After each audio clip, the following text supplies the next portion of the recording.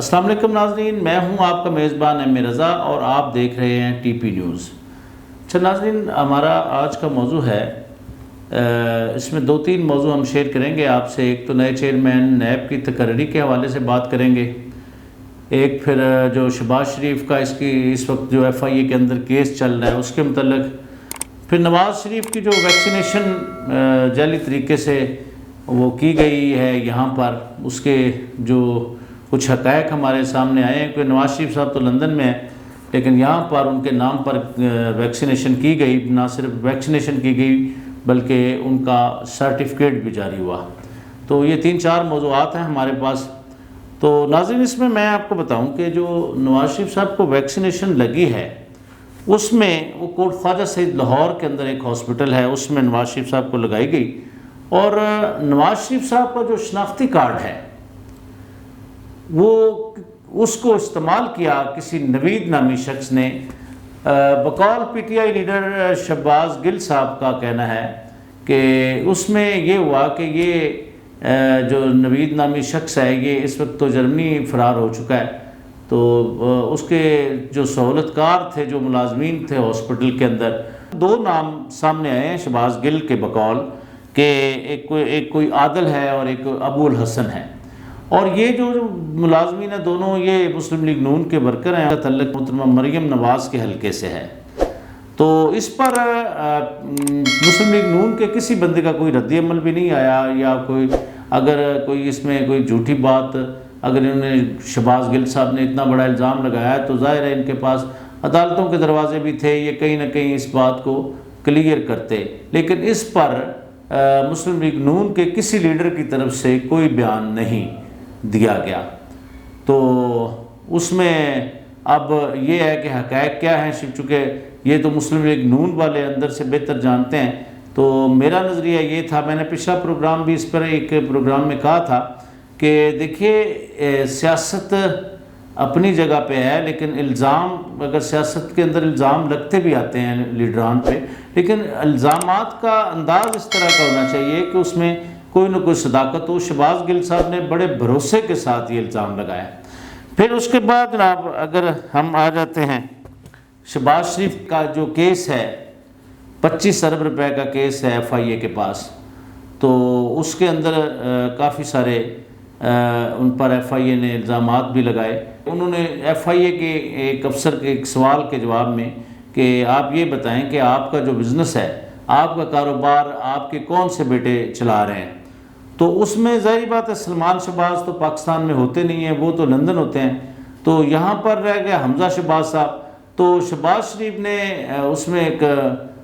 مضحکہ خیز سی بات ہی میں سمجھوں گا کہ انہوں نے یہ کہا کہ مجھے اب یہ نہیں اچھی طرح یاد ہے کہ میرے بیٹوں میں سے کون میرا بزنس چلا رہا ہے۔ تو اس پہ ناظرین، چونکہ اس کی سماعت ایف آئی اے اس کی تفتیش کر رہا ہے، تو اس کے لیے انہوں نے کوئی ایک ٹائم بھی دیا تھا کہ اس کے اوپر باقاعدہ شہباز شریف صاحب کے اوپر فرد جرم عائد کر دی جائے گی۔ تو اب دیکھتے ہیں آگے اس کیس کا کیا ہوتا ہے۔ اب ناظرین ہم چلتے ہیں جو اس وقت ہمارے سیاسی حلقوں کے اندر بھی بڑا شور شرابہ ہے، تو اب اس میں نئے چیئرمین نیب کی تقرری کا معاملہ ہے۔ تو چونکہ جسٹس جاوید اقبال صاحب کو جو انہوں نے اپوائنٹ کیا تھا، اس میں اس وقت کے وزیر اعظم جناب شاہد خاقان عباسی صاحب، اور ادھر پیپل پارٹی کی طرف سے جو اپوزیشن کے تھے لیڈر وہ خورشید شاہ صاحب نے، تو جسٹس جاوید اقبال کی جو مدت تھی اس کی جوائننگ جو اپائنٹمنٹ تھی ان کی، وہ 4 سال کے لیے کی گئی۔ تو اس میں باقاعدہ یہ لکھا گیا کہ یہ جو ان کی مدت ہے 4 سال کی، یہ نان ایکسٹینڈیبل ہے۔ تو اب چونکہ پی ٹی آئی گورنمنٹ جو ہے، اب یہ ذمہ داری پی ٹی آئی کے اوپر ہے کہ نیا چیئرمین وہ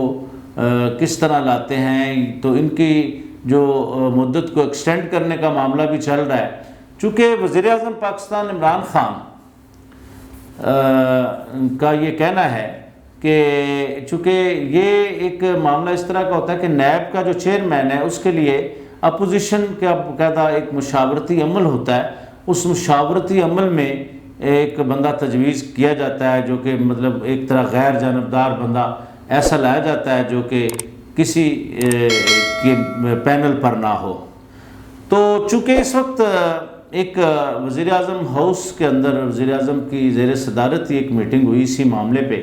تو ان کے پاس کوئی ایک دو فائلیں پیش کی گئیں کہ ان فائلوں میں زرداری صاحب کے کیسز کے کافی ثبوت تھے، کچھ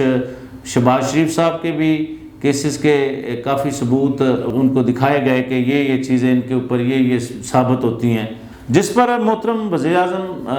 عمران خان صاحب کا کہنا تھا کہ یہ کیسے میں کر سکتا ہوں کہ ایک بندہ جس ادارے کو مطلوب ہو، جہاں گلٹی ہو، جہاں اس کا احتساب ہو رہا ہو، اسی ادارے کے چیئرمین کے اندر اس کو اپوائنٹ کرنے کے اندر اس کی میں مشاورت لوں، تو یہ میں نہیں مان سکتا۔ اس میں پھر اس طرح بھی سننے میں آ رہا ہے کہ کوئی صدارتی کوئی آرڈیننس کی بھی کوشش کی جا رہی ہے کہ جس کے اندر یہ شکی ختم کر دی جائے کہ اپوزیشن سے مشاورت کی جائے کہ چیئرمین نیب کون ہوگا۔ تو ناظرین، چیئرمین نیب کا معاملہ اس وقت بڑا زور و شوروں پہ، چونکہ ان کی مدت میں بہت کم وقت رہ گیا، تو اس میں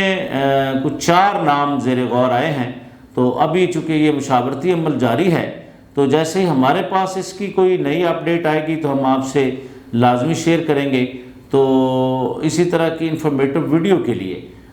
جاتے جاتے میں آپ کو یاد دلاتا چلوں کہ آپ میرا چینل سبسکرائب کیجئے اور بیل آئیکن کو دبائیے تاکہ میں اس طرح کی انفارمیشن آپ کو دیتا رہوں۔ اپنا بہت سارا خیال رکھیے گا۔ تو نئی ویڈیو کے آنے تک کے لیے اپنے میزبان ایم اے رضا کو اجازت دیجیے۔ اللہ حافظ۔